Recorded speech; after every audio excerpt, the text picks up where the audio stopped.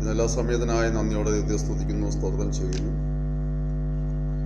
പതിനമാരി channel എന്ന ശുശ്രൂഷയിലൂടെ ശ്രദ്ധിപ്പാനായി ദൈവം ഒരുക്കിയ ഈ അവസരത്തിനായി ഞാൻ ദൈവത്തെ സ്തുതിക്കുകയാണ്. നിങ്ങൾക്ക് ഏവർക്കും സ്നേഹവന്ദനങ്ങളെ അറിയിക്കുന്നു. കഴിഞ്ഞ കാലങ്ങളിൽ നിങ്ങളെ മിനിസ്ട്രിയെ ഓർത്ത് പ്രാർത്ഥിക്കുകയും ഈ സന്ദേശങ്ങൾ മറ്റുള്ളവരിൽ എത്തിക്കാനെ കാണിച്ച ഉത്സാഹത്തിനായി നന്ദി പറയുന്നു. നിങ്ങളുടെ വിലയേറിയ നിർദ്ദേശങ്ങളും അഭിപ്രായങ്ങളും ഞങ്ങൾ വിളിച്ചറിയിച്ചുകൊണ്ടിരിക്കുന്ന പ്രിയപ്പെട്ടവർക്കായി ഞങ്ങൾ നന്ദി പറയുകയാണ്. തുടർന്നും ഞങ്ങളെ ഓർത്ത് പ്രാർത്ഥിക്കുക, സന്ദേശങ്ങളെ മറ്റുള്ളവരുടെ പക്കലേക്ക് എത്തിച്ചു കൊടുക്കുക. നിങ്ങളുടെ വിലയേറിയ നിർദ്ദേശങ്ങളും അഭിപ്രായങ്ങളെ വിളിച്ചറിയിക്കാനായി ഞങ്ങൾ വീണ്ടും നിങ്ങളോട് അപേക്ഷിക്കുകയാണ്. ഈ എപ്പിസോഡിൽ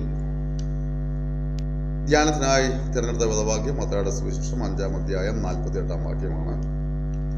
ആകയാൽ നിങ്ങളുടെ സ്വർഗീയ പിതാവ് സൽഗുണ പൂർണ്ണൻ ആയിരിക്കുന്നത് പോലെ നിങ്ങളും സൽഗുണ പൂർണ്ണരായിരിക്കുകയും. നമ്മുടെ നാട്ടിലൊരു സാധാരണ പറഞ്ഞൊരു കാര്യമാണ്. ഏതെങ്കിലും പിള്ളേരുടെ സ്വഭാവം കാണുമ്പോൾ പറയും അവന് അപ്പൻ്റെ സ്വഭാവം തന്നെയാണ് പറയാം, അല്ലെങ്കിൽ അമ്മയുടെ സ്വഭാവം തന്നെയാണ് പറയാറ്. മാതാപിതാക്കളുടെ സ്വഭാവം മക്കളിൽ പ്രകടമാകും എന്നുള്ള സത്യം നമ്മുടെ സംസാരവേളയിലേക്ക് ഉയർന്നു വരാറ്. ദൈവത്തിന്റെ പരിശുദ്ധാത്മാവ് തിരുവചനം രചിക്കുമ്പോൾ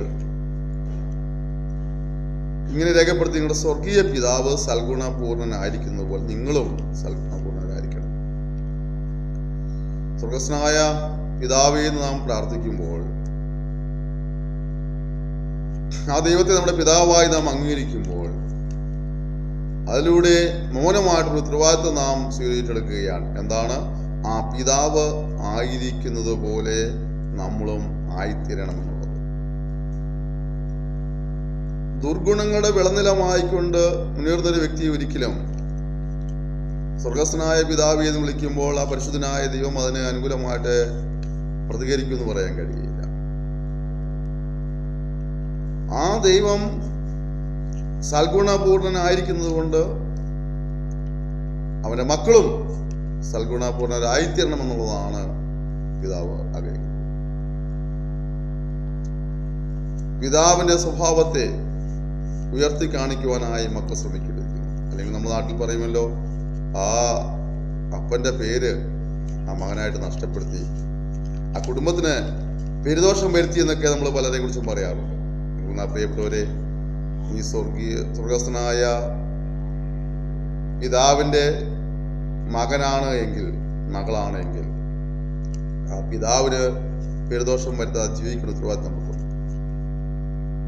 സ്വർഗസ്ഥനായ പിതാവ് എന്ന് വിളിക്കുകയും ലഹരിക്ക് അടിമയായി മുന്നോട്ട് പോകുന്ന ഒരു വ്യക്തിയാണെങ്കിൽ, പാവങ്ങളിൽ ഉൾപ്പെടുത്തിക്കുന്ന ഒരു വ്യക്തിയാണെങ്കിൽ, വചനത്തെ ലംഘിക്കുന്ന ഒരു വ്യക്തിയാണെങ്കിൽ സ്വർഗസ്ഥനായ പിതാവ് എന്ന വിളി കൊണ്ട് യാതൊരു ഉപകാരവുമില്ല.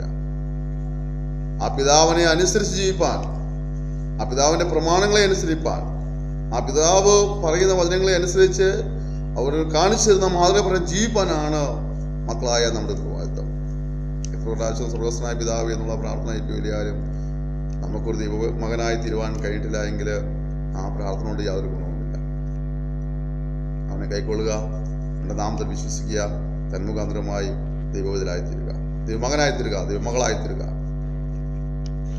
അംഗീകരിപ്പാൻ നമുക്ക് കഴിയണം, കൈക്കൊള്ളുവാൻ കഴിയണം, സ്വീകരിപ്പാൻ കഴിയണം, അവരുടെ വചനങ്ങളെ അനുസരിക്കാൻ നമുക്ക് കഴിയണം.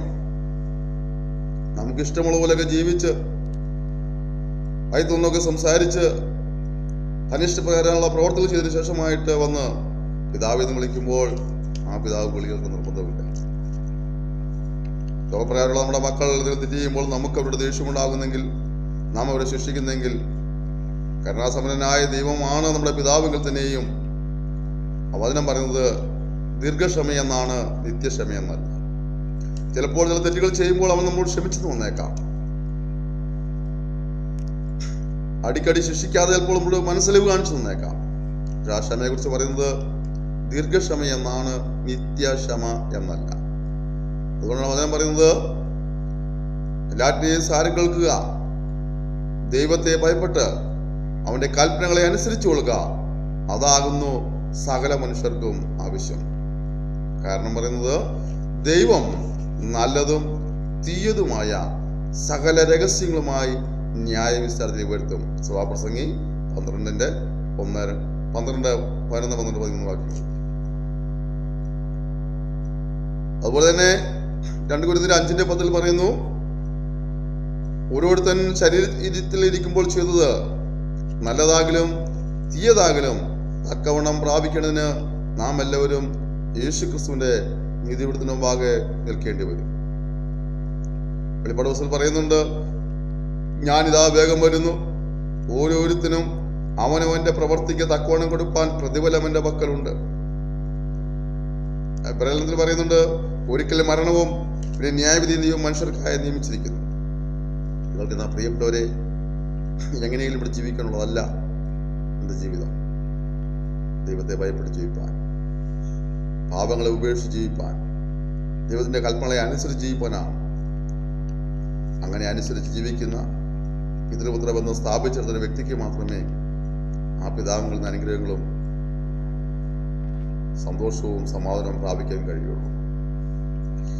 ഇതുവരെ ഞങ്ങളുടെ ജീവിതത്തിൽ ആ പിതാവിനെ അനുസരിക്കുന്ന, ആ പിതാവിന്റെ സ്വഭാവത്തോട് ഏകീഭവിക്കുന്ന ഒരു സൽഗുണത്തിന്റെ വക്താവായി മാറുവാൻ കഴിഞ്ഞിട്ടില്ല എങ്കിൽ ഈ സന്ദേശം കിട്ടുകൊണ്ടിരിക്കുമ്പോൾ ദൈവത്തെ ഭയപ്പെട്ട് ജീവിക്കാൻ, പാപസ്വഭാവങ്ങൾ ഒഴിവാക്കുവാൻ, ഉപേക്ഷിക്കുവാനുള്ള തീരുമാനമെടുക്കാൻ കർത്താവ് നിങ്ങളെ സഹായിക്കട്ടെ. ഞാൻ, എൻ്റെ ജീവിതം, എൻ്റെ സമ്പത്ത് എന്ന് പറഞ്ഞുകൊണ്ട് പോയാൽ ഓർക്കുക, ഒരു ന്യായവിധിയുണ്ട്. തെറ്റു ഒഴിയുവാൻ കഴിയുകയില്ല. എന്നാൽ ഇപ്പോൾ കർത്താവായ യേശുക്രിസ്തു മുഖാന്തരം പാപക്ഷമയ്ക്കുള്ള സാവകാശമുണ്ട്. പാപങ്ങളെ ഏറ്റുപറഞ്ഞ് ഉപേക്ഷിക്കുവാനും ദൈവത്തെ ഭയപ്പെട്ട് ജീവിക്കാനും തീരുമാനമെടുക്കാൻ ഈ നിമിഷം കഴിയുന്നെങ്കിൽ നിങ്ങൾക്ക് അതിലൂടെ പാപക്ഷമ കൈവരിക്കാൻ കഴിയും, ശിക്ഷാവിധിയിൽ നിന്ന് ഒഴിയുവാൻ കഴിയും. ഇതുവരെ ജീവിതത്തിൽ അങ്ങനെ ഒരു അനുഭവം ഉണ്ടായിട്ടില്ലെങ്കിൽ ഈ സന്ദേശം കേട്ടുകൊണ്ടിരിക്കുമ്പോൾ തന്നെ ദൈവത്തെ ഭയപ്പെട്ട് ജീവിക്കാൻ തീരുമാനമെടുക്കുക. കാരണം വചനം പറയുന്നു, ജീവോത്സവത്തിൽ പേരെഴുതി കാണാത്ത യവനെയും തീപ്പികൾ തള്ളിയിടും. ശിക്ഷാവിധിയുണ്ട്, ന്യായവിധിയും ശിക്ഷാവിധിയുമുണ്ട്. ഒഴിഞ്ഞു മാറുവാൻ കഴിയില്ല. മരണം യാഥാർത്ഥ്യമായിരിക്കുന്ന പോലെ ദൈവസന്നിധിയിൽ ഒരു ന്യായവിധിയുമുണ്ട്. അതുകൊണ്ട് തെറ്റൊഴിയുവാൻ കഴിയാത്തതുകൊണ്ട് നിങ്ങളൊരു പാപിയാണെന്നും പാപത്തിന് ശിക്ഷയുണ്ടെന്നും, പാപത്തിന് ശിക്ഷ നിന്നെ രക്ഷിപ്പാനായി യേശു നിനക്ക് വേണ്ടി മരിച്ചെന്ന് വിശ്വസിച്ച് പാപങ്ങൾ ഏറ്റുപറഞ്ഞ് ഉപേക്ഷിച്ച് ദൈവത്തെ ഭയപ്പെട്ട് ജീവിപ്പാൻ തീരുമാനമെടുക്കുന്നതിലൂടെ നിങ്ങൾക്ക് പാപക്ഷമ കൈവരിക്കാൻ കഴിയും. ആ പിതാവിന്റെ സ്വഭാവത്തിൽ ഏകീഭവിക്കുന്നതിലൂടെ പിതാവിന്റെ അനുഗ്രഹങ്ങൾ പ്രാപിക്കാൻ കഴിയും. അതുകൊണ്ട് തുടർന്നുള്ള ആയുസ് മുഴുവൻ ദൈവത്തെ ഭയപ്പെട്ട് ജീവിപ്പാനായി ഏൽപ്പിച്ചു കൊടുക്കാം. അങ്ങനെ ആഗ്രഹിക്കുന്നെങ്കിൽ നിങ്ങൾ ഈ സന്ദേശം കണ്ടിരിക്കുമ്പോൾ തന്നെ പ്രാർത്ഥിക്കുക. എന്താണ് പ്രാർത്ഥിക്കുന്നത്? സ്വർഗ്ഗസ്ഥനായ പിതാവേ, സകല മനുഷ്യരും തിരുമുമ്പാകെ പാപികളും ശിക്ഷയ്ക്കർഹരുമായിരിക്കാൻ ഞാനും ആ ഗണത്തിൽ പെടും. എന്റെ പാപത്തിലെ ശിക്ഷയിൽ നിന്നെ രക്ഷിപ്പാൻ യേശു എനിക്ക് വേണ്ടി മരിച്ചെന്ന് വിശ്വസിക്കുന്നു. എന്റെ പാപങ്ങളെ ക്ഷമിക്കണം. ഇന്നു മുതൽ ഞാൻ ദൈവത്തിന്റെ മകനായി ജീവിക്കാൻ ആഗ്രഹിക്കുന്നു, ദൈവമകളായി ജീവിക്കാൻ ആഗ്രഹിക്കുന്നു. എന്നോട് കരുണ കാണിക്കണമേ, യേശുവിന്റെ നാമത്തിൽ. ആമേൻ. പക്ഷെ നിങ്ങൾ ഇതിനു മുമ്പ് യേശുവിന്റെ രക്ഷകനെ അംഗീകരിച്ച വ്യക്തിയായിരിക്കാം.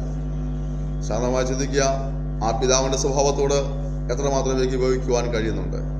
ആ സൽഗുണ പൂർണ്ണനായ പിതാവിന്റെ സ്വഭാവത്തോട് ഏകീഭവിച്ചുകൊണ്ട് സൽഗുണ പൂർത്തിയുള്ളവരെ ജീവിപ്പാൻ കഴിഞ്ഞിട്ടില്ല എങ്കിൽ, ഏതെങ്കിലും തലങ്ങളിൽ ഒരു വീഴ്ചയും കുറവും സംഭവിച്ചു പോയിട്ടുണ്ടെങ്കിൽ ഈ സന്ദേശം കണ്ടുകൊണ്ടിരിക്കുമ്പോൾ അത് കണ്ടുപിടിച്ച് ഏറ്റുപറഞ്ഞ് ഉപേക്ഷിച്ച് ഒരു പുതിയ ക്രമീകരണത്തോടെ കൊണ്ടുപോകുവാൻ കർത്താവ് നിങ്ങളെ സഹായിക്കുമ്പോഴാകട്ടെ. അങ്ങനെ വിശ്വസ്തരായി ജീവിച്ച് അനുഗ്രഹങ്ങൾ പ്രാപിച്ച് ഉയർന്നു വരുവാൻ സൽഗുണ സമ്പന്നനായ ആ പിതാവിന്റെ ഉത്തമ പുത്രന്മാരായി പുത്രിമാരായി തീരുവാൻ നിങ്ങളെ ഇവരെ സഹായിക്കാൻ പറഞ്ഞുകൊണ്ട് ഞാൻ വാക്കുകൾ അവസാനിപ്പിക്കുന്നു. ദൈവമേ അനുഗ്രഹിക്കുമ്പോഴാകട്ടെ. സമയോടെ സന്ദേശം ശ്രവിച്ചനായി നന്ദി പറയുന്നു. തുടർന്ന് മിനിസ്റ്ററിയോട് പ്രാർത്ഥിക്കുക, മറ്റുള്ളവർക്ക് സന്ദേശങ്ങളെ കൈമാറുക, മറ്റുള്ളവരെ ഈ മിനിസ്റ്ററെ പരിചയപ്പെടുത്തുക. നിങ്ങളുടെ ജീവിതത്തിൽ അലട്ടുന്ന വിഷയങ്ങളുടെ വിടുതലിന് വേണ്ടി ഒരു പ്രാർത്ഥനാ സഹായം ആവശ്യമാണെങ്കിൽ ദയവായി ഞങ്ങളെ വിളിക്കുക. ഞങ്ങളുടെ phone number 96 56 320 645 96 56 320 645. Thank you. May God bless you.